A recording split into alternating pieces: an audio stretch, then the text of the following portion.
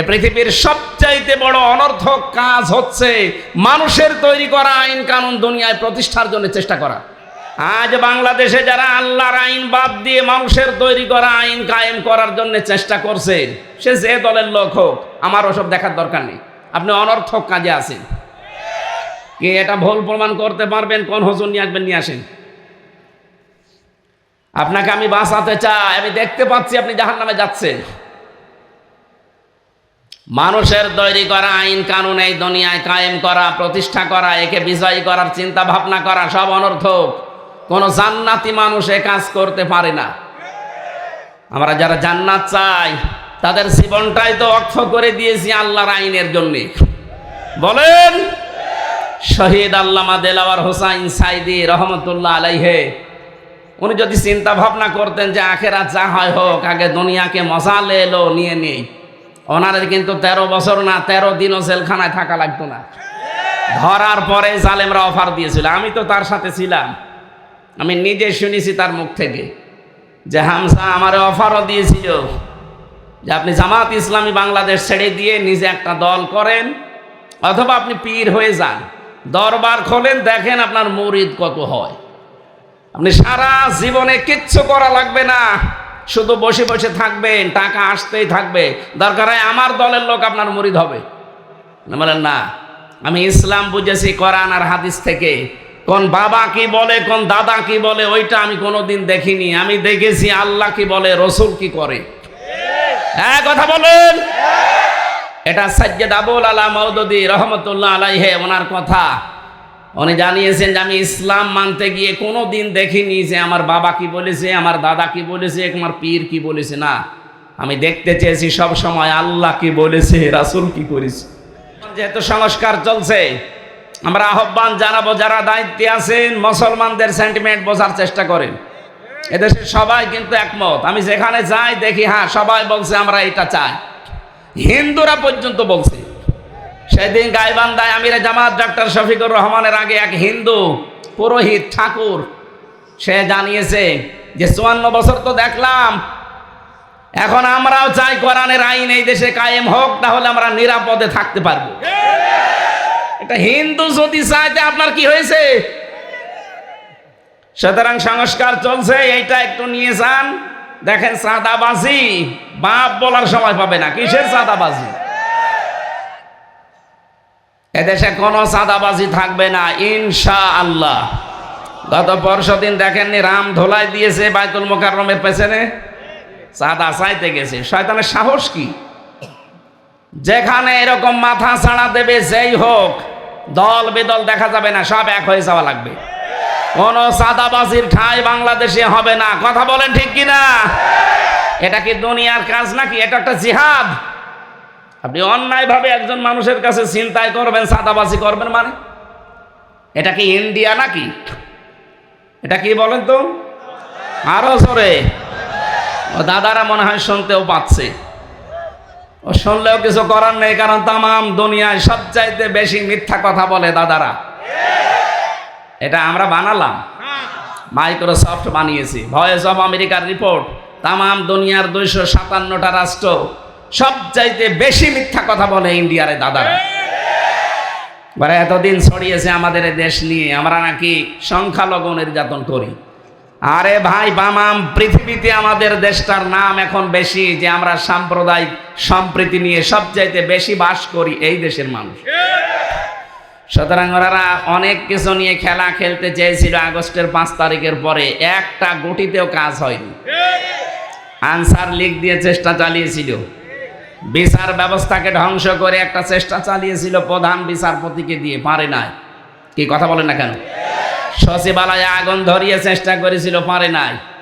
এখন আবার লেগেছে হিন্দু, বৌদ্ধ, খ্রিস্টান যারা আছে তাদেরকে উস্কানি দিয়ে কি করে এই দেশে অরাজকতা সৃষ্টি করা যায়। এটাও সফল হচ্ছে না, হবে না। তার বাস্তব প্রমাণ এই হিন্দু ভাইরা সব বুঝে ফেলিস।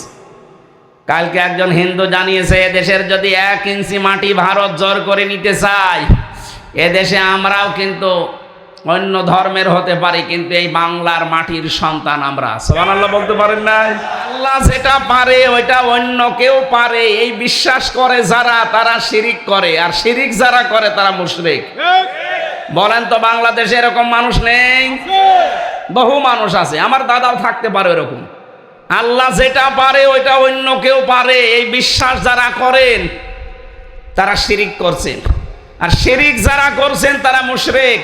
আর মুশরিক মারা গেলে ওর জন্য জান্নাত হারাম, জাহান্নাম ওয়াজিব।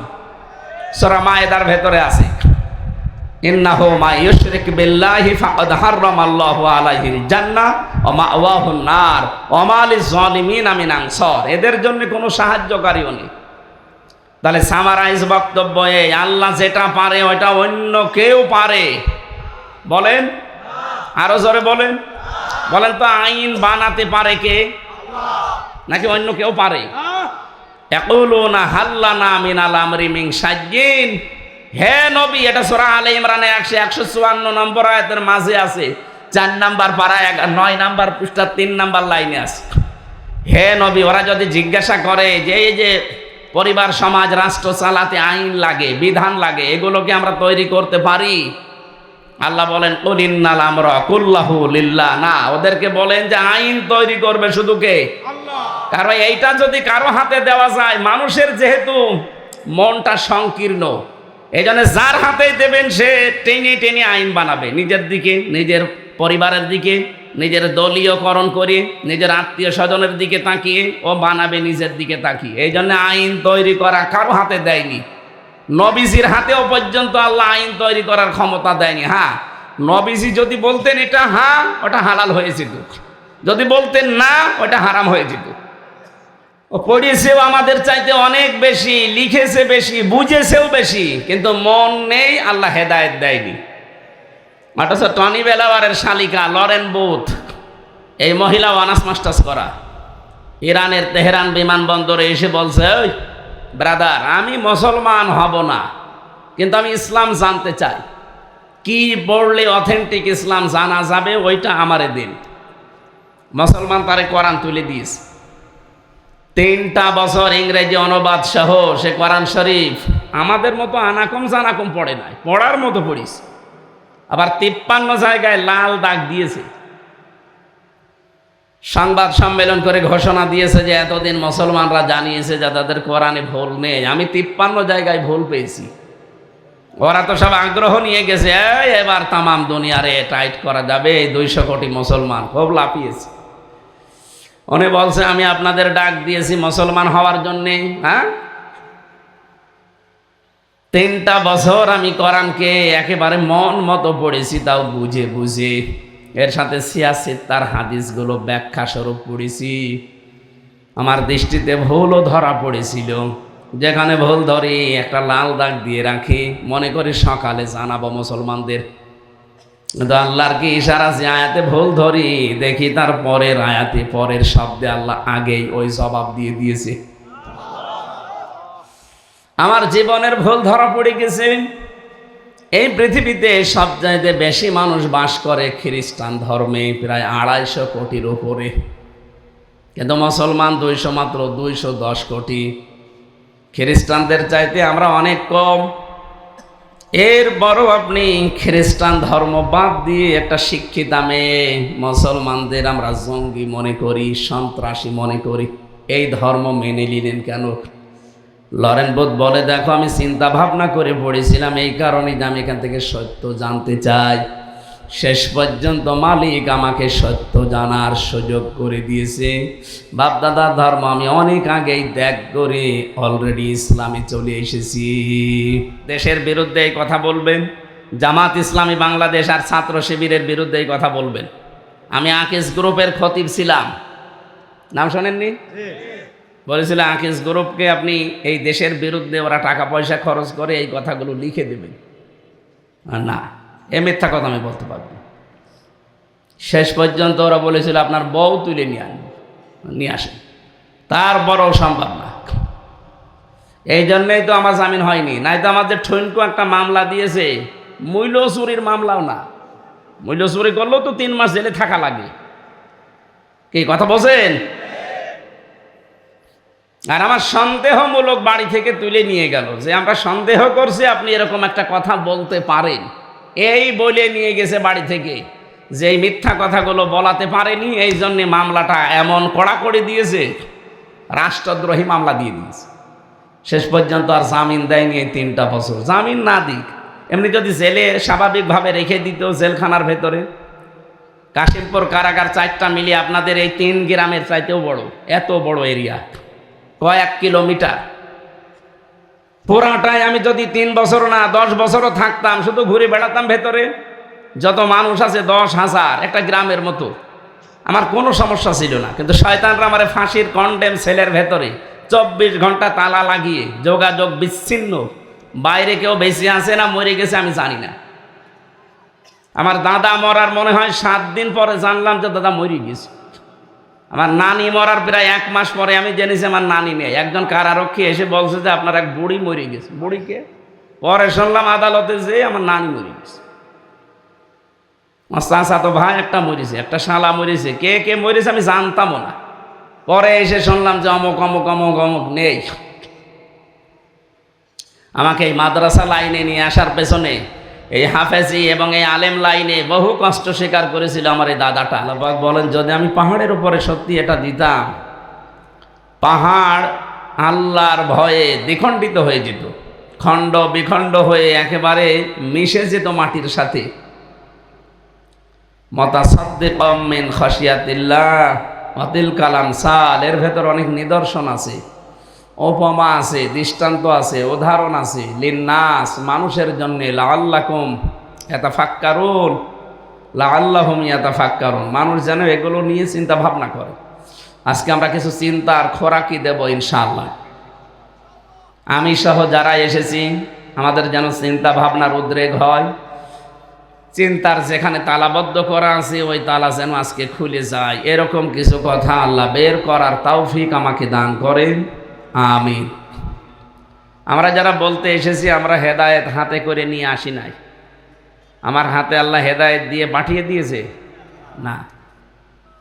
ইন্নামা আনতা মুযাক্কির লাস্তা আলাইহিম বিমুসাইতির, হে নবী আপনি উপদেশক, আপনার কাজ মানুষকে আপনি উপদেশ দেন, এতটুকুই শেষ, আপনার আর কোনো কাজ নেই। আপনি মানুষকে উপদেশ দেবেন। আমি আপনাকে মানুষের ওপরে কর্ম নিয়ন্ত্রক বানাইনি যে মানুষ পিটিয়ে আপনি হেদায়েত করবেন দারোগা পুলিশের মতো, দরকার নেই। বলিল হাক্কু মির রাব্বিকুম ফামান শাআ ফালিয়ুমিন ওয়া মান শাআ ফালিয়াকফুর, সত্য কথাটা তুলে ধরবেন। যার ইচ্ছা হয় সে মেনে নেবে, যার ইচ্ছা হয় সে কুফরি করবে।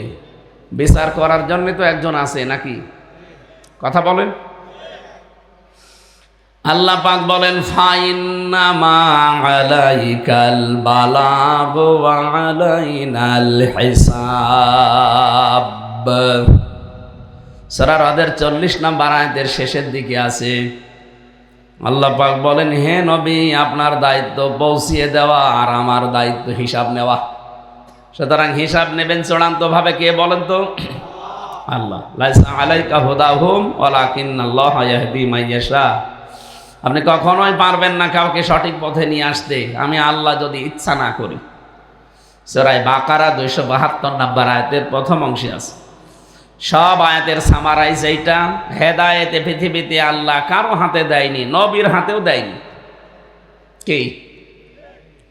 হযরতে আবু হুরায়রা রাদিয়াল্লাহু তাআলা আনহু, তিনি রাস্তার পাশে একবার একটা গাছ লাগাচ্ছিলেন, হঠাৎ তিনি হেসে উঠলেন।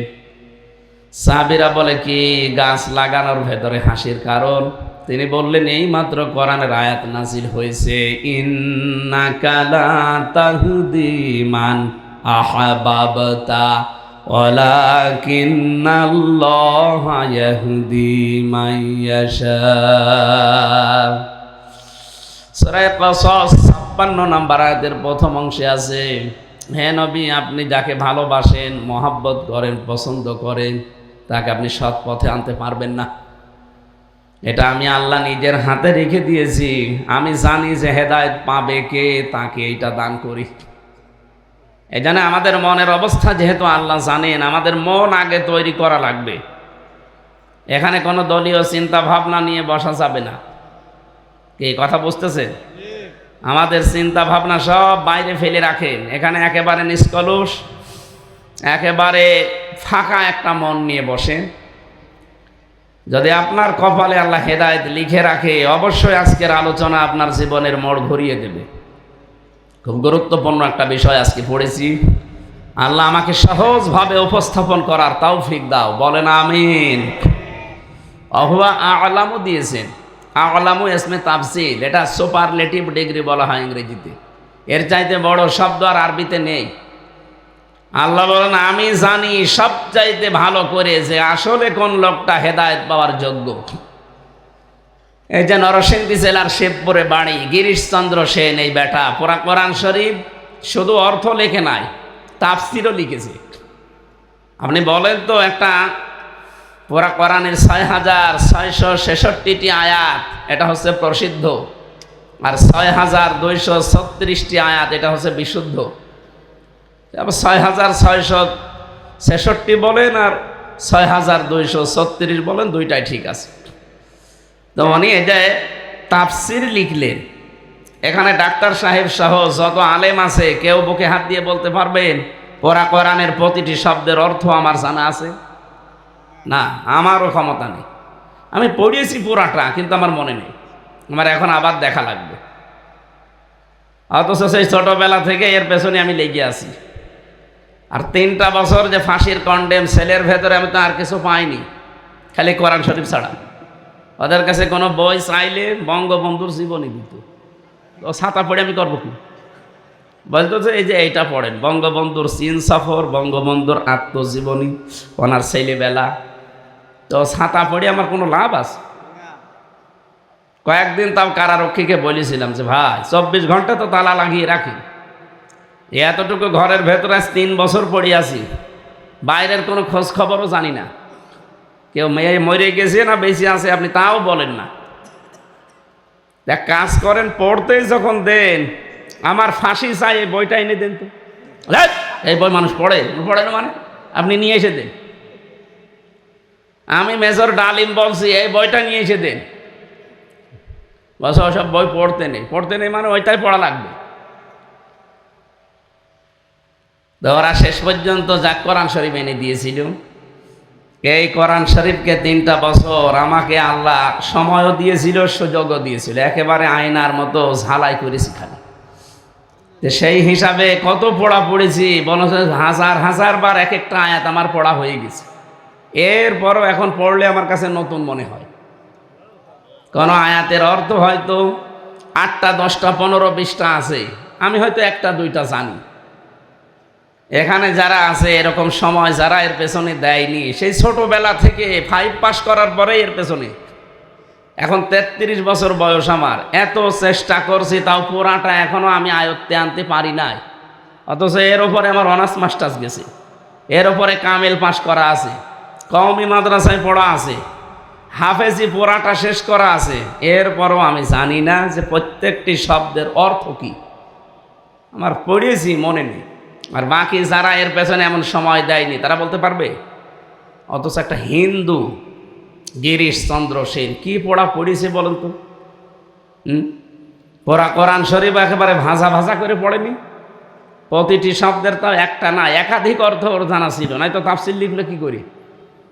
একটা শব্দের যদি আপনি একটা অর্থ জানেন, জীবনও তাফসীর লিখতে পারবেন না।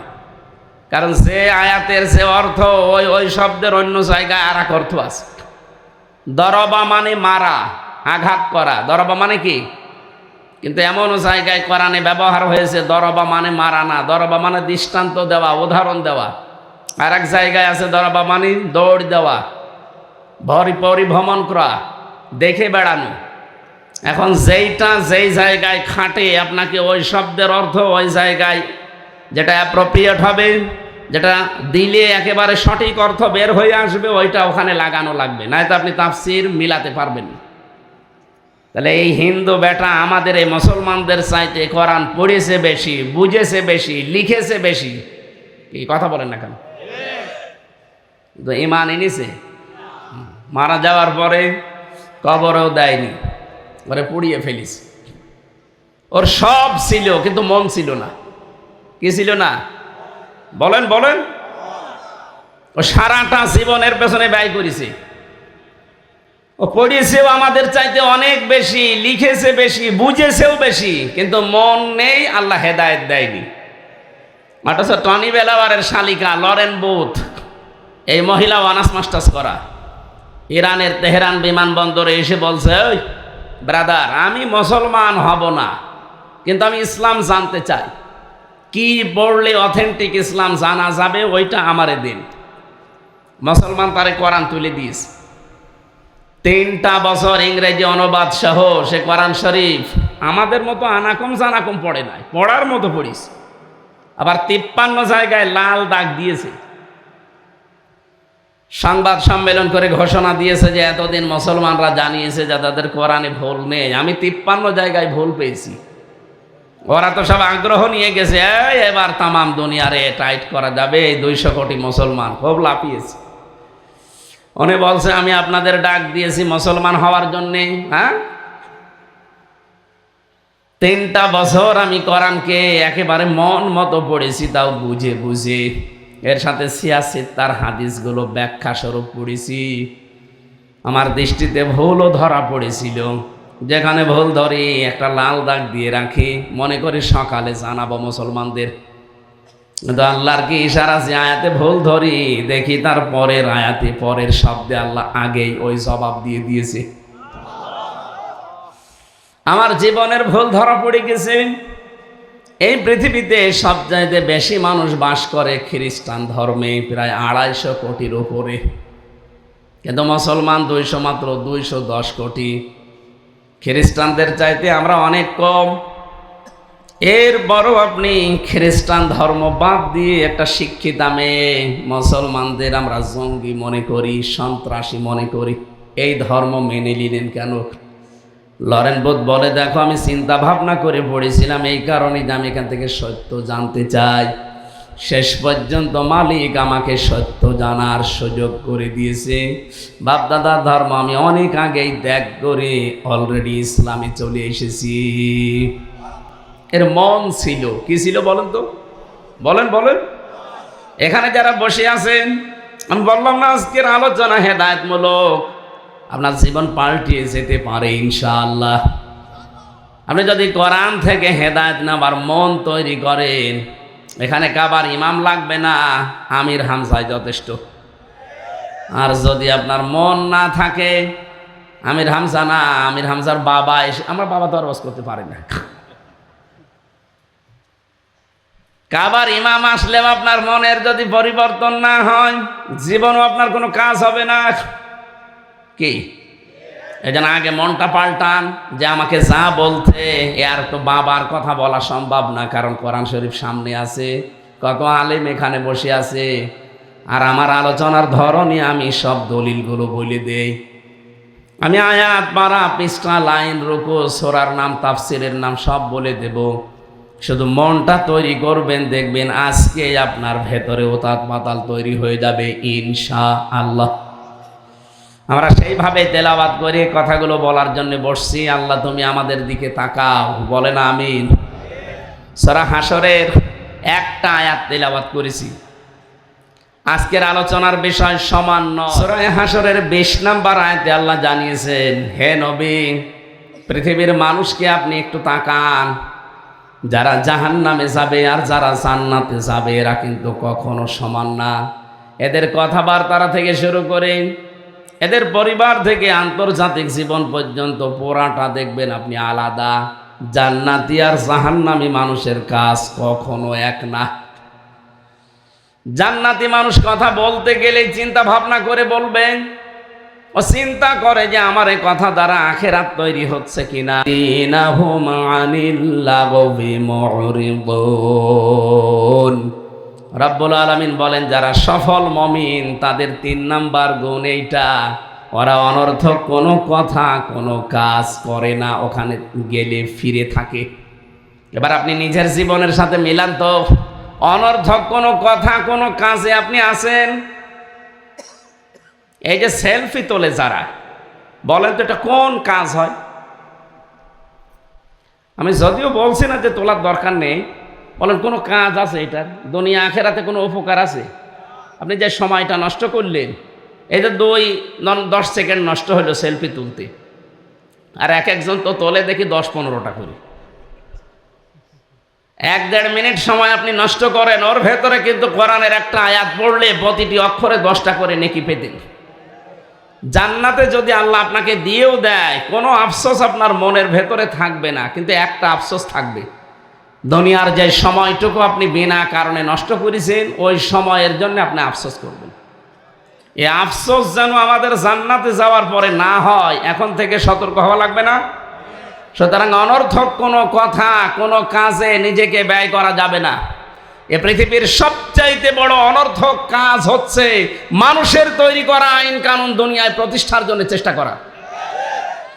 আজ বাংলাদেশে যারা আল্লাহর আইন বাদ দিয়ে মানুষের তৈরি করা আইন কায়েম করার জন্য চেষ্টা করছে, সে যে দলের লোক হোক, আমার ওসব দেখার দরকার নেই। আপনি অনর্থক কাজে আছেন। কে এটা ভুল প্রমাণ করতে পারবেন? কোন হুজুর নিয়ে আসবেন, নিয়ে আসেন। আপনাকে আমি বাঁচাতে চাই, আমি দেখতে পাচ্ছি আপনি জাহান্নামে যাচ্ছেন। মানুষের তৈরি করা আইন কানুন এই দুনিয়ায় কায়েম করা, প্রতিষ্ঠা করা, একে বিজয়ী করার চিন্তা ভাবনা করা সব অনর্থক। কোন জান্নাতি মানুষ এ কাজ করতে পারে না। আমরা যারা জান্নাত চাই তাদের জীবনটাই তো অক্ষ করে দিয়েছি আল্লাহর আইনের জন্য। বলেন, শহীদ আল্লামা দেলাওয়ার হোসাইন সাইদি রহমতুল্লাহ আলাইহে, উনি যদি চিন্তা ভাবনা করতেন যে আখেরাত যা হয় হোক, আগে দুনিয়াকে মজা এলো নিয়ে নেই, ওনার কিন্তু 13 বছর না 13 দিনও জেলখানায় থাকা লাগতো না। ধরার পরে জালেমরা অফার দিয়েছিল, আমি তো তার সাথে ছিলাম, আমি নিজে শুনেছি তার মুখ থেকে যে হামজা আমারে অফারও দিয়েছিল যে আপনি জামাত ইসলামী বাংলাদেশ ছেড়ে দিয়ে নিজে একটা দল করেন, অথবা আপনি পীর হয়ে যান, দরবার খোলেন, দেখেন আপনার মুরিদ কত হয়। আপনি সারা জীবনে কিচ্ছু করা লাগবে না, শুধু বসে বসে থাকবেন, টাকা আসতেই থাকবে, দরকার হয় আমার দলের লোক আপনার মুরিদ হবে। বলেন না, আমি ইসলাম বুঝেছি কোরআন আর হাদিস থেকে। কোন বাবা কি বলে, কোন দাদা কি বলে, ওইটা আমি কোনোদিন দেখিনি। আমি দেখেছি আল্লাহ কি বলে, রসুল কি করে। হ্যাঁ, কথা বলেন। এটা সাজ্জাদ আবুল আলা মওদুদী রহমতুল্লাহ আলাইহি ওনার কথা। উনি জানিয়েছেন যে আমি ইসলাম মানতে গিয়ে কোনোদিন দেখিনি যে আমার বাবা কি বলেছে, আমার দাদা কি বলেছে, আমার পীর কি বলেছে। না, আমি দেখতে চেয়েছি সব সময় আল্লাহ কি বলেছে, রাসূল কি করেছে। উনি যদি ওই সময় সত্যিই মেনে নিতেন, 13 বছর জেলখানা, এরপরে ওনাকে ইনজেকশন দিয়ে মেরে ফেলা, কিছুই হতো না। যেদিন বের হয়ে যাচ্ছিল, কি হাসি একটা দেখলাম জেলখানার গেটে, অথচ পরের দিন শুনলাম যে উনি আর নেই। আমারও ধরার পরে পড়েছিল, দেখেন আমরা যা যা বলতে বলি এইগুলো বলবেন, দেশের বিরুদ্ধে এই কথা বলবেন, জামাত ইসলামী বাংলাদেশ আর ছাত্র শিবিরের বিরুদ্ধে এই কথা বলবেন। আমি আকিস গ্রুপের খতিব ছিলাম, নাম শোনেননি? বলেছিল আকিস গ্রুপকে আপনি এই দেশের বিরুদ্ধে, ওরা টাকা পয়সা খরচ করে এই কথাগুলো লিখে দেবেন। না, এ মিথ্যা কথা আমি বলতে পারবো না। শেষ পর্যন্ত ওরা বলেছিল আপনার বউ তুলে নিয়ে আসেন, তারপরও সম্ভব না। এই জন্যই তো আমার জামিন হয়নি, নাই তো আমাদের ঠনকু একটা মামলা দিয়েছে, মূল্য চুরির মামলাও না, মূল্য চুরি করলেও তো 3 মাস জেলে থাকা লাগে। কি কথা বলছেন? আর আমার সন্দেহমূলক বাড়ি থেকে তুলে নিয়ে গেল, যে আমরা সন্দেহ করছি আপনি এরকম একটা কথা বলতে পারেন, এই বলে নিয়ে গেছে বাড়ি থেকে, যে এই মিথ্যা কথাগুলো বলাতে পারেনি, এই জন্যে মামলাটা এমন কড়াকড়ি দিয়েছে, রাষ্ট্রদ্রোহী মামলা দিয়ে দিয়েছে। শেষ পর্যন্ত আর জামিন দেয়নি এই 3টা বছর। জামিন না দিক, এমনি যদি জেলে স্বাভাবিকভাবে রেখে দিত জেলখানার ভেতরে, কাশিমপুর কারাগার 4টা মিলিয়ে আপনাদের এই 3 গ্রামের চাইতেও বড়, এত বড় এরিয়া, কয়েক কিলোমিটার পুরাটাই। আমি যদি 3 বছর না 10 বছরও থাকতাম, শুধু ঘুরে বেড়াতাম ভেতরে, যত মানুষ আছে 10,000, একটা গ্রামের মতো, আমার কোনো সমস্যা ছিল না। কিন্তু শয়তানরা আমারে ফাঁসির কন্ডেম সেলের ভেতরে 24 ঘন্টা তালা লাগিয়ে, যোগাযোগ বিচ্ছিন্ন, বাইরে কেউ বেঁচে আছে না মরে গেছে আমি জানি না। আমার দাদা মরার মনে হয় 7 দিন পরে জানলাম যে দাদা মরে গেছে। আমার নানি মরার প্রায় 1 মাস পরে আমি জেনেছি আমার নানি নেই। একজন কারারক্ষী এসে বলছে যে আপনার এক বুড়ি মরে গেছে। বুড়িকে পরে শুনলাম আদালতে যে আমার নানি মরে গেছে। আমার চাচা তো ভাই একটা মরেছে, একটা শালা মরেছে, কে কে মরেছে আমি জানতামও না। পরে এসে শুনলাম যে অমুক অমুক অমুক অমুক নেই। আমাকে এই মাদ্রাসা লাইনে নিয়ে আসার পেছনে এই হাফেজি এবং এই আলেম লাইনে বহু কষ্ট স্বীকার করেছিল আমার এই দাদাটা। যদিও আওয়ামী লীগ করত, কিন্তু কষ্ট করেছিল। ওনার ইমান যদি সঠিক থাকে আল্লাহ যেন মাফ করে, আর যদি 2 নাম্বার থাকে আল্লাহ যেন যা দেওয়ার দায় দেয়। কারণ নবীকে পর্যন্ত মুশরিক যারা, তাদের জন্য ক্ষমা চাইতে নিষেধ করা হয়েছে। কি? মা কানা লিন নাবিয়্যি ওয়াল্লাযীনা আমানু আইয়াস্তাগফিরু লিল মুশরিকিন ওয়ালাউ কানু উলি কুরবা। সূরা তাওবা 113 নম্বর আয়াতের প্রথম অংশে আছে, হে নবী, আপনি এবং ঈমানদার যারা, তাদের জন্য জায়েজ নেই। কে বলছেন? আল্লাহ। শোভনীয় না, উচিত না কোন মুশরিকের জন্য আমার কাছে ক্ষমা চাইবেন, যদিও এটা নিজের নিকট আত্মীয় হয়। বলেন তো, নবীজিকে যদি আল্লাহ নিষেধ করতে পারে, হামজা কোথাকার কে? যে চাচা মুশরিক ছিল, এই জন্য নবীকে বলছে না আপনি দোয়া করতে পারবেন না, আপনার চাচা মুশরিক।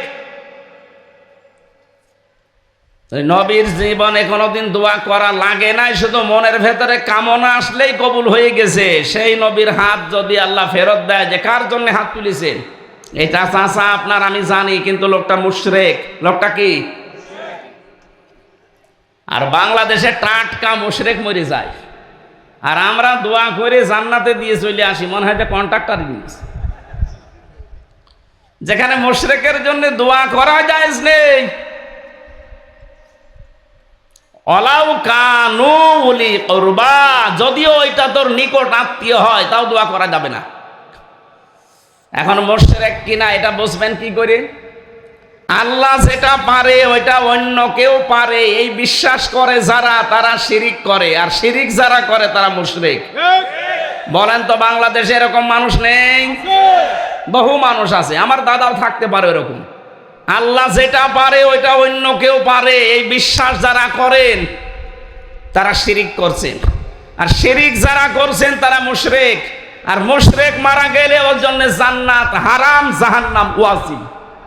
সূরা মায়েদার ভেতরে আছে, ইন্নাহু মা ইউশরিক বিল্লাহি ফাকাদ হারামাল্লাহু আলাইহিল জান্নাহ ওয়া মাওয়াহুন নার ওয়া মা লিয-যালিমিনা মিন আনসার। এদের জন্য কোনো সাহায্যকারীও নেই। তাহলে সামারাইজ বক্তব্য এই, আল্লাহ যেটা পারে ওইটা অন্য কেউ পারে। বলেন, আরো জোরে বলেন। বলেন তো, আইন বানাতে পারে কে? নাকি অন্য কেউ পারে? ইয়াকুলুনা হাল্লানা মিনাল আমরি মিন শাইইন। হে নবী, এটা সূরা আলে ইমরানে 154 নম্বর আয়াতের মাঝে আছে, 4 নাম্বার পারা 9 নাম্বার পৃষ্ঠা 3 নাম্বার লাইনে আছে। হে নবী, ওরা যদি জিজ্ঞাসা করে যে এই যে পরিবার সমাজ রাষ্ট্র চালাতে আইন লাগে, বিধান লাগে, এগুলোকে আমরা তৈরি করতে পারি? আল্লাহ বলেন, কুল ইন্নাল আমরা কুল্লাহু লিল্লাহ। না, ওদেরকে বলেন যে আইন তৈরি করবে শুধু কে? আল্লাহ। কারণ এইটা যদি কারো হাতে দেওয়া যায়, মানুষের যেহেতু মনটা সংকীর্ণ, এই জন্য যার হাতেই দেবেন সে টেনে টেনে আইন বানাবে, নিজের দিকে, নিজের পরিবারের দিকে, নিজের দলীয়করণ করে, নিজের আত্মীয় স্বজনের দিকে তাকিয়ে ও বানাবে নিজের দিকে তাকিয়ে। এই জন্য আইন তৈরি করা কারো হাতে দেয়নি, নবীজির হাতেও পর্যন্ত আল্লাহ আইন তৈরি করার ক্ষমতা দেয়নি। হ্যাঁ, নবীজি যদি বলতেন এটা হ্যাঁ, ওটা হালাল হয়ে যেত, যদি বলতেন না, ওটা হারাম হয়ে যেত। ওনাকে আল্লাহ সারে বানিয়েছেন, শরীয়ত প্রণেতা, এই ক্ষমতাটা আল্লাহ তাকে দিয়েছিলেন। এই জন্য আকাশের দিকে আঙ্গুল তুলেছিল শুধু এইভাবে, চাঁদ পর্যন্ত 2 টুকরা হয়ে গেছে। এই জমিন থেকে একটা পা শুধু উপরে তুলেছিলেন, আরো সে চলে গেছে। সুবহানাল্লাহ বলতে পারেন নাই? তাহলে নবী ছাড়া এই পৃথিবীতে আইন তৈরি করার ক্ষমতা আল্লাহ আর কাউকে দিয়েছে? বলেন। সুতরাং ডক্টর কামাল যেটা বানিয়েছে, আমি নাম ধরে বলছি, ভাই আপনি রাগ করেন আর খুশি হন, 72-এর এই সংবিধান, এটা যে অচল, চলে না, এই 54 বছর আপনি তো দেখলেন। এখন অন্তত একটু বিবেকটা জাগ্রত করেন।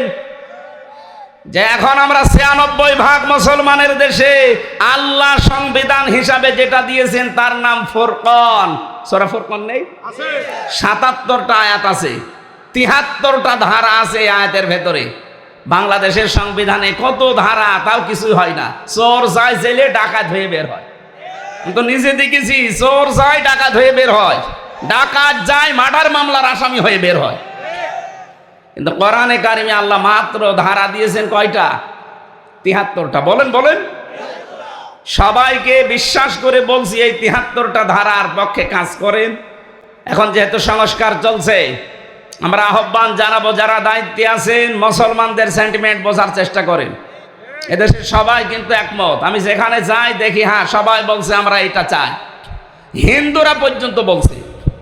সেদিন গাইবান্ধায় আমিরে জামাত ডক্টর শফিকুর রহমানের আগে এক হিন্দু পুরোহিত ঠাকুর, সে জানিয়েছে যে ৫৪ বছর তো দেখলাম, এখন আমরাও চাই কোরআনের আইন এই দেশে কায়েম হোক, তাহলে আমরা নিরাপদে থাকতে পারবো। এটা হিন্দু যদি চাইতে আপনার কি হয়েছে? সুতরাং সংস্কার চলছে, এইটা একটু নিয়ে যান। দেখেন চাঁদাবাজি বাপ বলার সময় পাবে না। কিসের চাঁদাবাজি? এদেশে কোনো চাঁদাবাজি থাকবে না ইনশাআল্লাহ। গত পরশুদিন দেখেননি রাম ধোলাই দিয়েছে বাইতুল মোকাররমের পেছনে, চাঁদা চাইতে গেছে। শয়তানের সাহস কি! যেখানে এরকম মাথা ছাড়া দেবে যেই হোক, দল বেদল দেখা যাবে না, সব এক হয়ে যাওয়া লাগবে। কোন চাঁদাবাজির ঠাঁই বাংলাদেশে হবে না। কথা বলেন ঠিক কিনা? এটা কি দুনিয়ার কাজ নাকি? এটা একটা জিহাদ। আপনি অন্যায়ভাবে একজন মানুষের কাছে ছিনতাই করবেন, চাঁদাবাজি করবেন, মানে এটা কি ইন্ডিয়া নাকি? এটা কি বলেন তো? আরো জোরে। ও দাদারা মনে হয় শুনতেও পাচ্ছে। ও শুনলেও কিছু করার নেই, কারণ তামাম দুনিয়ায় সবচাইতে বেশি মিথ্যা কথা বলে দাদারা।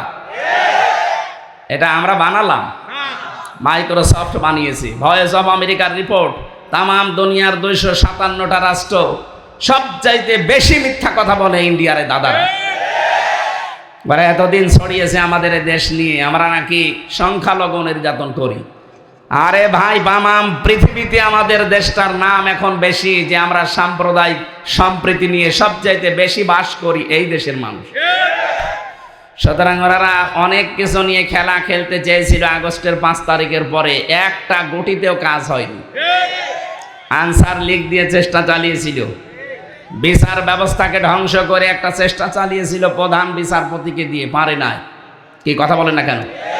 সচিবালয়ে আগুন ধরিয়ে চেষ্টা করেছিল, পারে নাই। এখন আবার লেগেছে হিন্দু বৌদ্ধ খ্রিস্টান যারা আছে তাদেরকে উস্কানি দিয়ে কি করে এই দেশে অরাজকতা সৃষ্টি করা যায়। এটাও সফল হচ্ছে না, হবে না।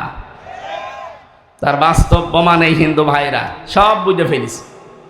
কালকে একজন হিন্দু জানিয়েছে, এদেশের যদি ১ ইঞ্চি মাটি ভারত জোর করে নিতে চায়, এদেশে আমরাও কিন্তু অন্য ধর্মের হতে পারি, কিন্তু এই বাংলার মাটির সন্তান আমরা। সুবহানাল্লাহ বলতে পারেন না?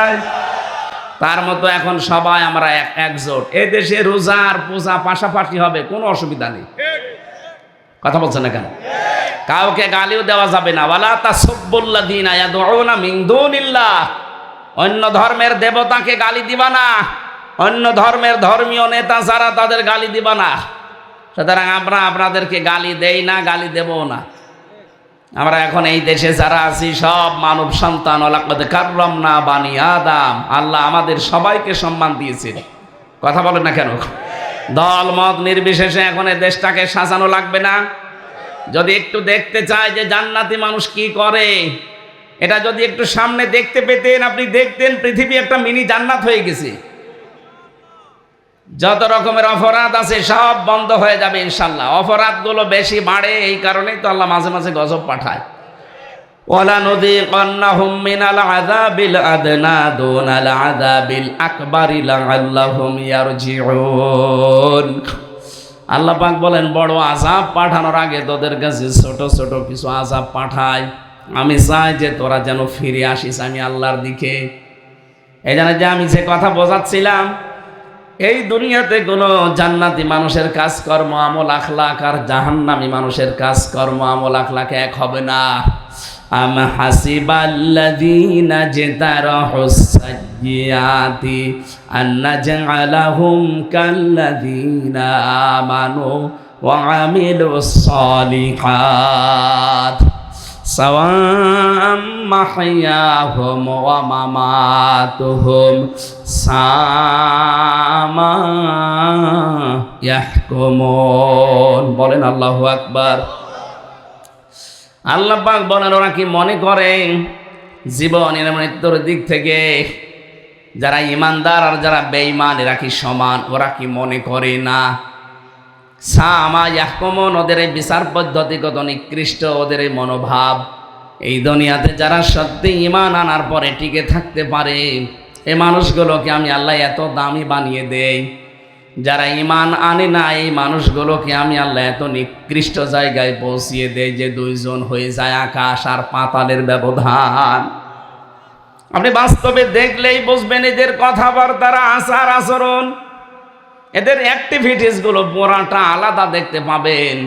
ফামান যুহজিহা আনিন নার ওয়া উদখিলাল জান্নাতা ফাকাদ ফাজ।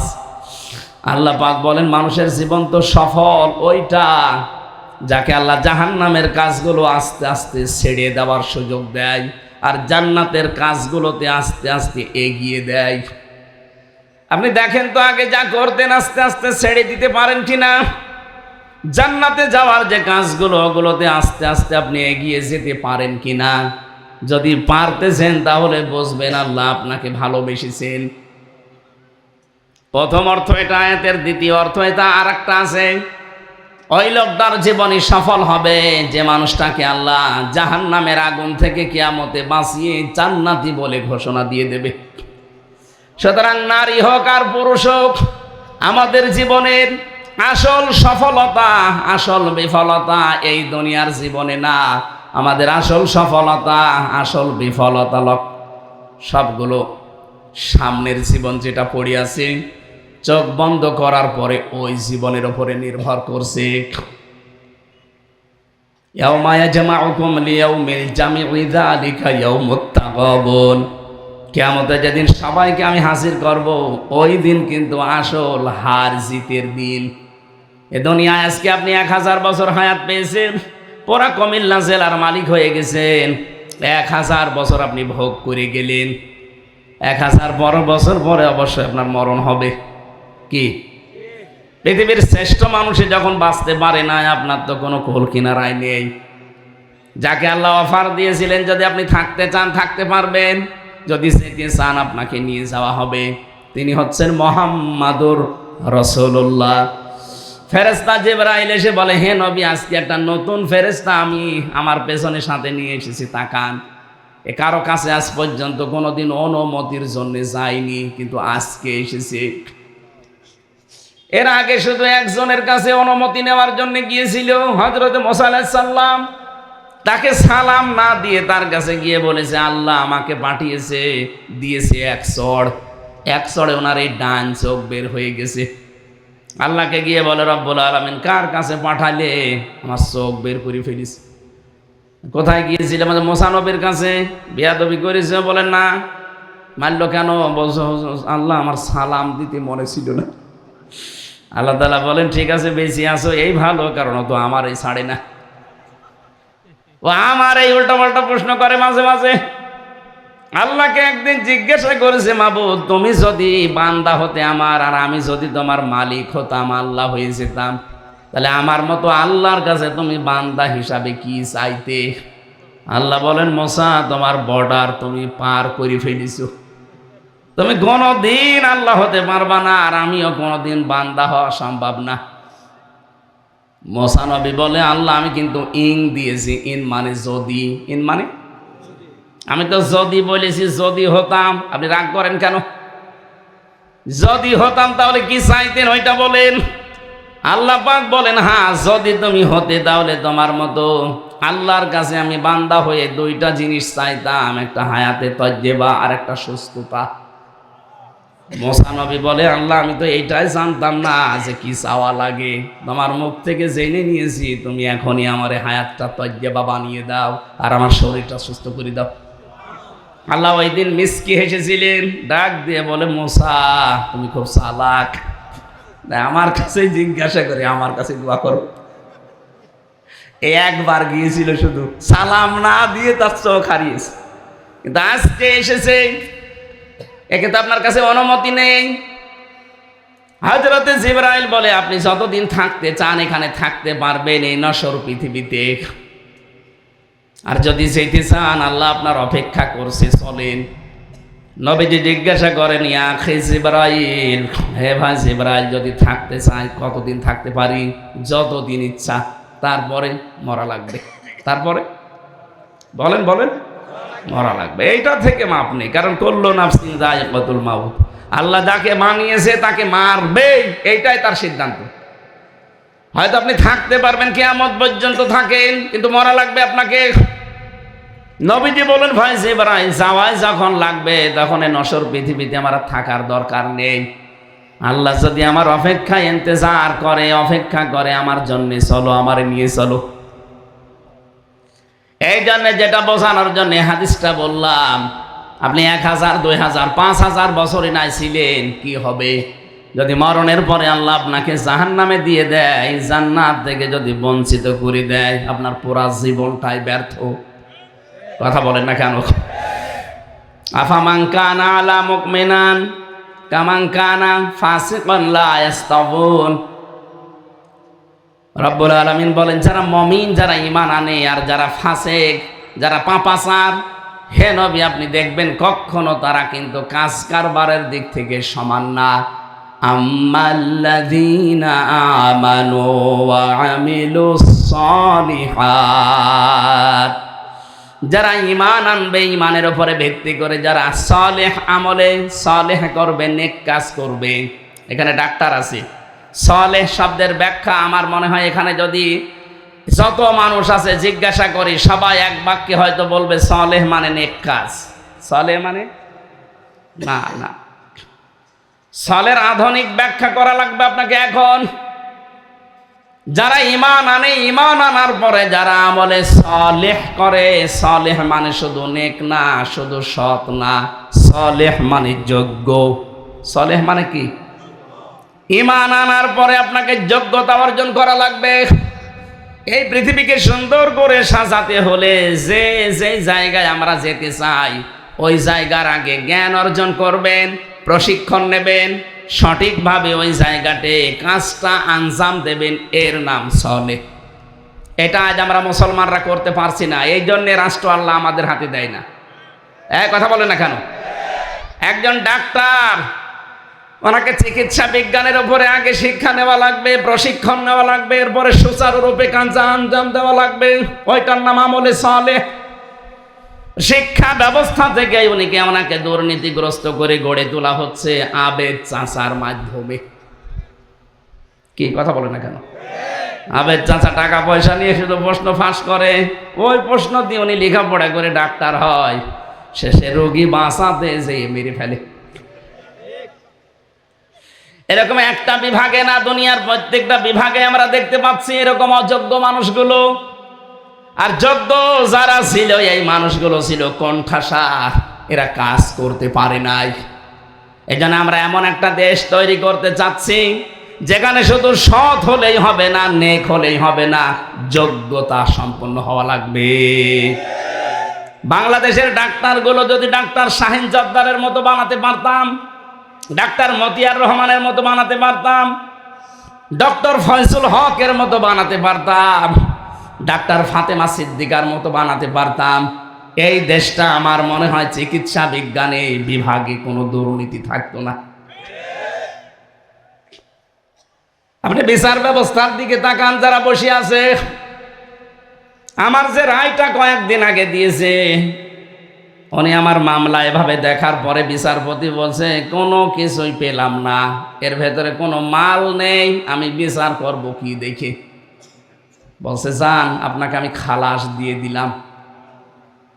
মনে মনে বলতে গেলাম যে স্যার আপনার এই মামলাটা তো 3 বছর এই টেবিলই ছিল, তখন তো বলেননি যে কোনো মাল নেই, এখন হঠাৎ করে মাল পাচ্ছেন না মানে? উনি এইটাই বলতো যে হুজুর আমার হাত বাঁধা ছিল। কি কথা বলেন না কেন? যোগ্যতা কিছু মানুষ সম্পন্ন ছিল, কিন্তু তাদের হাত, বলেন বলেন, আরো তাদের হাত বেঁধে দেওয়ার জন্য এমন এমন কায়দা কৌশল করা হয়েছে, বাধ্য হয়েছে তারা হাতের বাঁধন আরো শক্ত করতে। এ মানুষটা সৎ থাকবে কি করে? বিভিন্ন ঔষধ কোম্পানির লোক এসে এসে বলবে, স্যার এই ওষুধ লেখেন, না লাগলেও লেখেন, আপনাকে আমরা অমুক অমুক জিনিস দেব। বলেন সুবহানাল্লাহ, নাউজুবিল্লাহ। মানে এটা যে করে, স্যারকে জিজ্ঞাসা করেন। আবার যেখানে সেখানে আপনি রিপোর্ট দিয়ে হবে না, উনি লিখে দেবে যে অমুক জায়গায় যাও, ওখানে আগেই বলা থাকে যে 10,000 টাকার যদি আপনাকে রিপোর্ট বানিয়ে দেয়, হয়তো 8,000 খরচ হবে, 2,000 আল্লাহর ওলিরা খেয়ে ফেলবে। এরকম প্রত্যেক জায়গায় ছিল, প্রতিটি জায়গা। বিচার ব্যবস্থা বলেন, আমি তো ওই জায়গাগুলোতে এই 3টা বছর কাটালাম, এমন কোনো জায়গা নেই এই আদালতের ইট পর্যন্ত টাকা চায়। হ্যাঁ, আদালতে যাবে, ইটও খুলে আছে যে 10 টাকা দিয়ে যান। আমি যেদিন প্রথম জেলখানায় যাই 10 সালে, হাজত থেকে বের হওয়ার পরে, জেল থেকে বের হওয়ার পরে দেখি যে এই পুলিশ আমার বলছে, হুজুর কি টাকা দেন। টাকা পাবো কোথায়? না, ওই যে আপনাকে দেখতে এসেছিল, ওরা আপনাকে টাকা দিয়েছে, আমরা জানি। আরে শয়তান, তাও দেখেছি, শেষে 10 টাকা দিলাম, তাও খুশি। এই 10 সালে প্রথম ওই সময় থেকে জেলে যাওয়া শুরু, এই যে চলছে। মনে হচ্ছে আমার শ্বশুর বাড়ি, আমার মনে হয় শ্বশুর বাড়ি আমি এতদিন যাইনি। এই 11-12 বছর আমার বিয়ে হয়ে শ্বশুর বাড়িও আমার এতদিন যাওয়া হয়নি। ওই লাল ঘর শ্বশুর বাড়ি যতদিন গেলাম, খালি ধরে নিয়ে যায়। কি বলি বলেন তো, আমার কথা নরম না একেবারে, আমার শরীর চলে না, আমি নরম নরম কথা বলি, আর ওরা বলে না আমাদের কলিজায় লাগে। আজকে যদিও বলছি না, কারণ আমার শরীর পারছে না, ঘুম ঘুম ভাব, এখন আমার মনে হচ্ছে ঘুমায়। কি বড়ি দিয়েছে আমি বুঝলাম না, কালকে ডাক্তার দেখালাম তো কি বড়ি দিয়েছে বুঝছি না, খালি ঘুম লাগছে। আমার ভাইরা, এই জন্য যারা ঈমান আনার পরে আমলে সালেহ করবে, রব্বুল আলামিন বলেন এদের জন্য আমি আল্লাহ একটা জান্নাত আলাদাভাবে বানিয়ে রাখলাম। ফামা আওয়া, তাদের জন্য একটা জান্নাতের নাম আছে মাওয়া। নাম কি? জান্নাত কয়টা বলেন তো? জান্নাতে একটা দরজা বা স্তর 8টা, 100টা আমি পেয়েছি তাফসিরে। কোরআনে আল্লাহ 100টা জান্নাতের বর্ণনা দিয়েছেন, আমরা মাত্র 8টা জানি।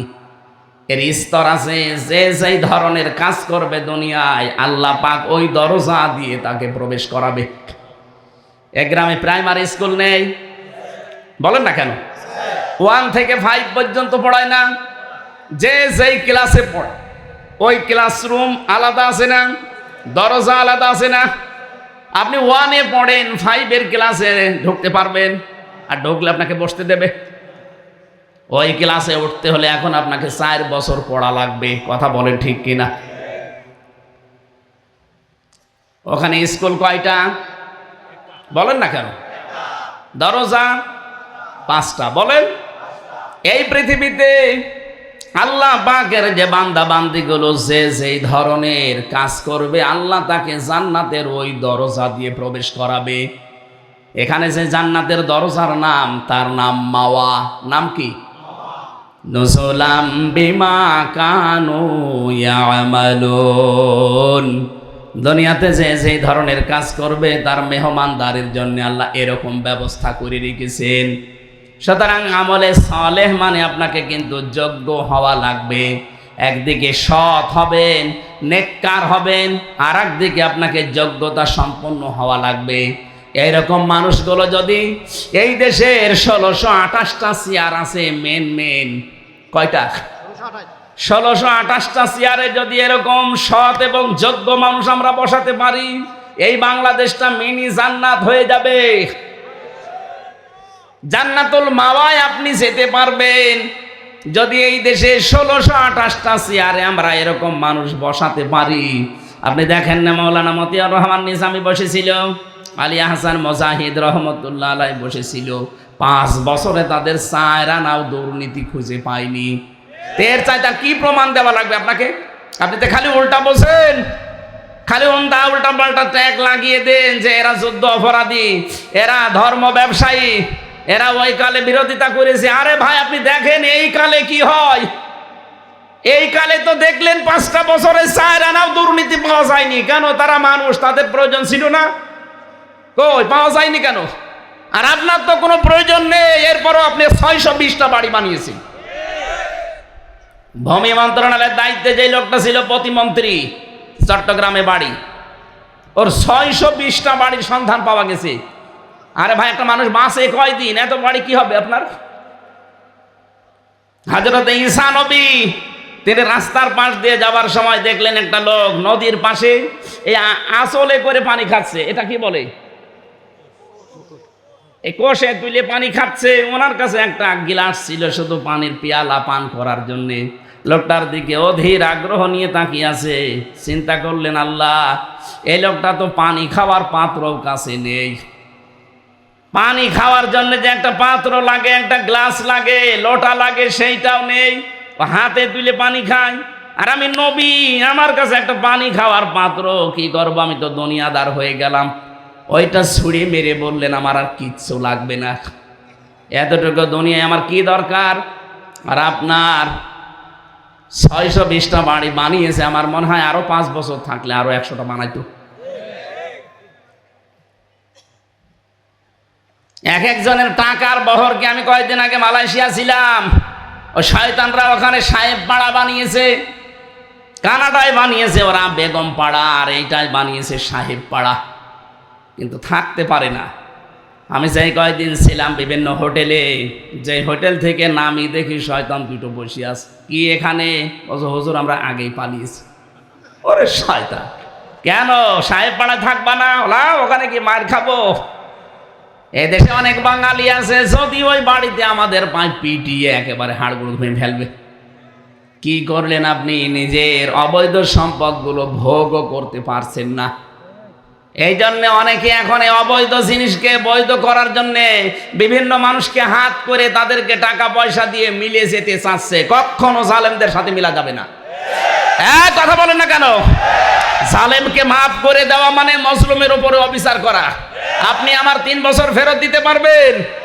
জসিমউদ্দিন রহমানের 12 বছর ফেরত দিতে পারবেন? ব্যারিস্টার আরমান 8 বছর গুম হয়েছিল, ফেরত দেন। বলে কি করেছে বুবু, আমার পালিয়ে যাওয়া লাগলো। আরে শয়তান, তোমার সাথে তো করেনি। তোমারে যদি এইভাবে 8 বছর 10 বছর আয়না ঘরে রেখে দিত, তুমি টের পেতে যে কি করেছে। একটা মানুষ জানে না যে তার নাম কি। 8 বছর 10 বছর পড়ে আছে, ওকে কেউ তো নাম ধরে ডাকে না, এজন্য জানেও না যে আমার নাম কি। আমি ফাঁসির কন্ডেম ছেলে অনেকগুলো মানুষের নাম জিজ্ঞাসা করে পাইনি, কারণ তারা প্রায় হাফ পাগল হয়ে গেছে। তারা নাম জিজ্ঞাসা করলে শুধু তাকিয়ে থাকে, অথচ লোকটা শিক্ষিত মানুষ। পড়ে আছে 30 বছর, তার ওই ফাঁসির কন্ডেম ছেলের ভেতরে থাকা লাগবে 30 বছর। দুনিয়াতে তার কেউ আছে কিনা সে কিছুই জানে না।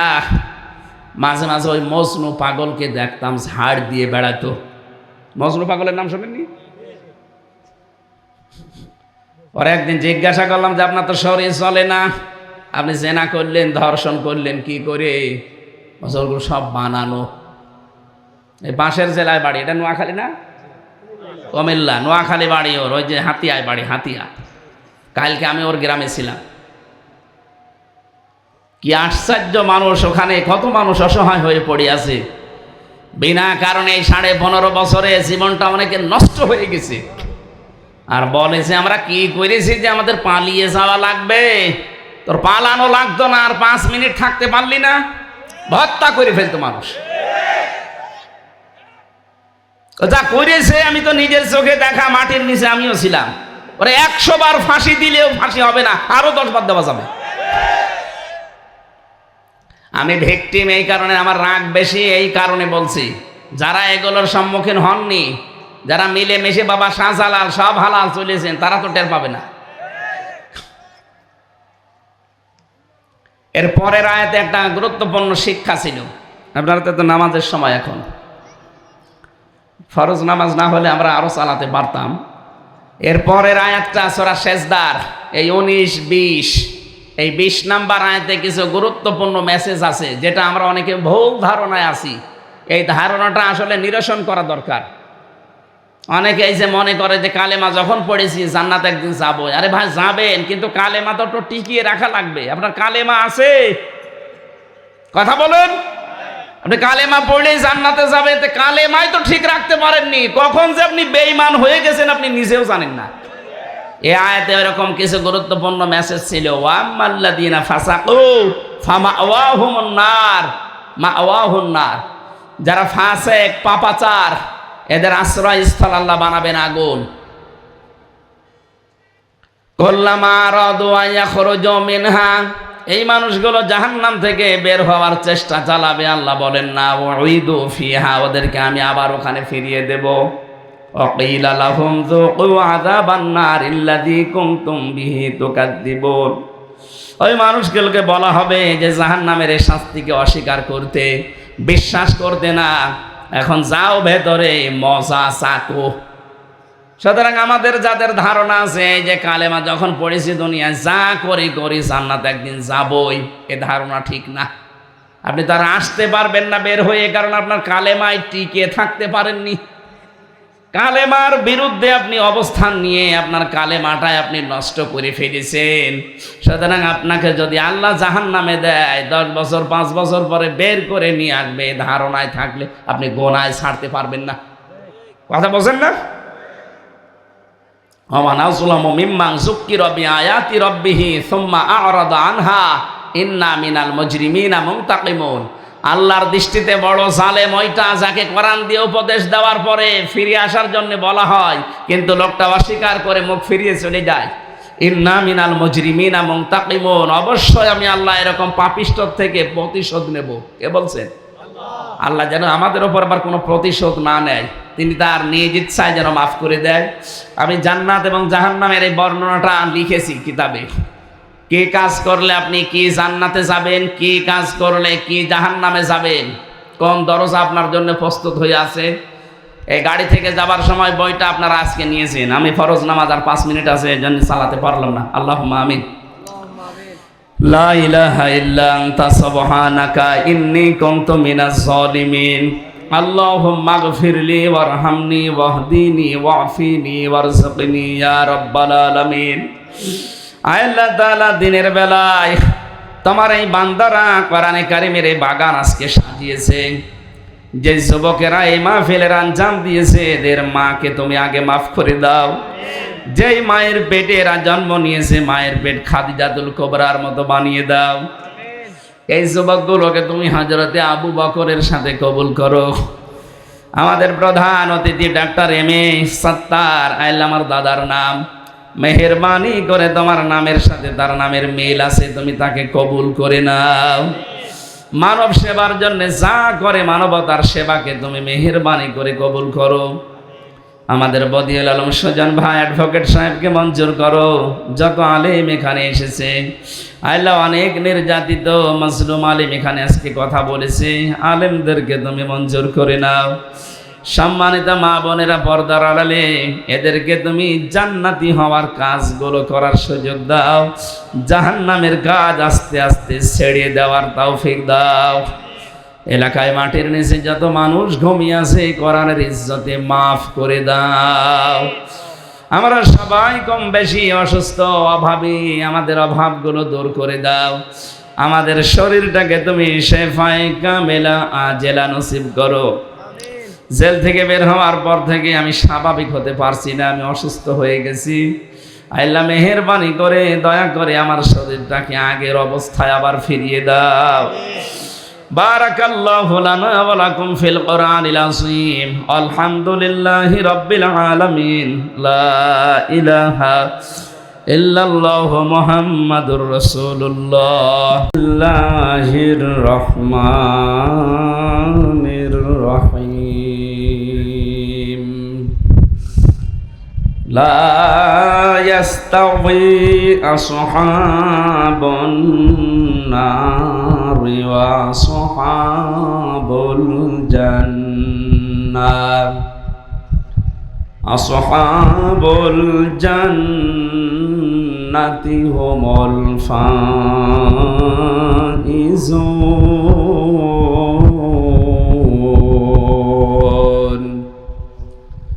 সাদাকতা ইয়া রাব্বানা।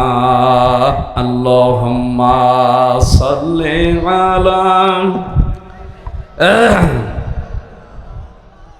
মাওলানা মুহাম্মাদ ওয়া আলা আলি সাইয়্যিদিনা মাওলানা মুহাম্মাদ। আলহামদুলিল্লাহ। কথা বলা যাবে না, দাঁড়িয়ে থাকে থাক, কিন্তু কথা না বললে হবে। কুমিল্লা জেলার সদর দক্ষিণ থানার অন্তর্গত কমলপুর, ধর্মপুর হিলফুল ফজল সংগঠন ও কমলপুর, বিরাহিমপুর, গোবিন্দপুর এলাকাবাসীর উদ্যোগে তাফসীরুল কোরআন মাহফিলের স্বনামধন্য সভাপতি জনাব আব্দুর রহমান, সহসভাপতি জনাব আবুল কাশেম, প্রধান অতিথি বিশিষ্ট আইনজীবী অ্যাডভোকেট মোহাম্মদ বদিউল আলম সুজন, আজকের মাহফিলের প্রধান অতিথি কুমিল্লা মেডিকেল সেন্টারের ডিরেক্টর, আপনাদের এলাকার সন্তান, বিশিষ্ট চিকিৎসাবিদ জনাব ডক্টর মোহাম্মদ আব্দুল সত্তার দামাত বারকাতুহুমুল আলিয়া। অনেক অতিথির নাম দিয়েছেন সম্মানিত ওলামা ইকরাম, অত্র এলাকার সর্বজন শ্রদ্ধাভাজন ব্যক্তিবর্গ, সামনে বসা মুসলমান ভাইরা, পর্দার আড়ালের সম্মানিতা মা এবং বোনেরা, প্রাণপ্রিয় কুমিল্লাবাসী, আল্লাহর দরবারে শুকরিয়া জানাচ্ছি যিনি আমাদেরকে কোরআন শোনার মতো একটা মন দিলেন। অনেকের মন নেই, কথা বুঝতেছে? অনেকের মন নেই। আল্লাহ আমাদেরকে যে মনটা তৈরি করে দিয়েছেন, খুশি হয়ে বলেন আলহামদুলিল্লাহ। আজকের তেলাওয়াত কিন্তু আয়াত দিয়ে আমরা কোরআনে কারীম যেটা জানাতে চেয়েছি ওইভাবে তাফসীর আকারে কথা বলবো ইনশাআল্লাহ। আপনাদের শুনতে হলে আল্লাহর নির্দেশ মানা লাগবে আগে, কারণ এটা তো আর গানের অনুষ্ঠান না, এটা ইবাদত হচ্ছে। মানুষ যে কয়জনই হোক, কি হচ্ছে বলেন তো? ইবাদত চলছে এখন। বিশ্বনবী কোরআনে কারীম দিয়ে তিনি জানিয়েছেন ফাসতামিউ লাহু ওয়া আনসিতু লাআল্লাকুম তুরহামুন। এক নম্বরে শুনতে হবে যেভাবে সেভাবে না, মনোযোগ সহকারে। দুই নম্বরে চুপ থাকা লাগবে। তাহলে শোনাও ইবাদত, চুপ থাকাও ইবাদত। লাআল্লাকুম তুরহামুন, আশা করা যায় এখানে রহমত নাজিল হবে। আর আমরা যেটা পাওয়ার জন্য এসেছি, কথা বলে ঠিক কিনা? সুতরাং এই দুইটা শর্ত আশা করছি আপনারা মানবেন। দাঁড়িয়ে থাকেন, বসে থাকেন, শুয়ে থাকেন, যেভাবে থাকেন আমার অসুবিধা নেই, কিন্তু কথা বলবেন না। নিস্তব্ধভাবে শোনা লাগবে, তাও মনোযোগ দিয়ে, কারণ আল্লাহর কথার অনেক ওজন। ইন্না সানুলকি আলাইকা কাওলান সাকিলা, এটা অনেক ভার। ইন্না আরাদনাল আমানাতা আলাস সামাওয়াতি ওয়াল আরদি ওয়াল জিবাল ফাআবাইনা আইয়াহমিলনাহা ওয়া আশফাকনা মিনহা ওয়া হামালাহাল ইনসান। আল্লাহ তাআলা বলেন, এটাকে আমি পাহাড়ের উপরে, আকাশের উপরে, জমিনের উপরে রাখতে চেয়েছিলাম, কেউ রাজি হয়নি। এত ভারী, কেউ নিতে চায়নি। সবাই তো অস্বীকৃতি জানিয়েছে, অস্বীকার করেছে যে আমরা পারবো না, এতটুকু না। ওয়া আশফাকনা মিনহা ওয়া হামালাহাল ইনসান, তার ভয় পর্যন্ত পেয়েছে। কিন্তু মানুষ এমন আশ্চর্য, এরা এই ভার বহন করে চলছে। যদিও এরা ভার বহন করতে পারে না, তারপরও জোর করে পিঠের ওপরে তুলে নিয়েছে। আমরা জানি না যে এর ভার কেমন। আমাদের চাইতে 70 গুণ শক্তি ছিল মুহাম্মদুর রাসূলুল্লাহর শরীরে। নবীজি বলেন, আমার এক হাতের ভেতরে 100 হামজার শক্তি ছিল। আমি 100 জন মিলে যা শক্তিশালী, নবীজির এক হাতে তাই ছিল। এইরকম মানুষের ওপরে যখন কোরআনের আয়াত নাজিল হতো, নবীজি ঘেমে যেতেন। যার ওপরে বসা থাকতেন ওইটা পাথরের ভেতরে, মাটির ভেতরে দেবে যেত, তাহলে অবশ্যই এর ওজন আছে, ভার আছে। মহা শক্তিশালী বিষয় এটা, আমরা যেটা বহন করে চলছি। লাউ আনজালনা হাদাল কুরআনা আলা জাবালিল লারাআইতাহু খাশিআম মুতাসাদ্দিআম মিন খাশিয়াতিল্লাহ।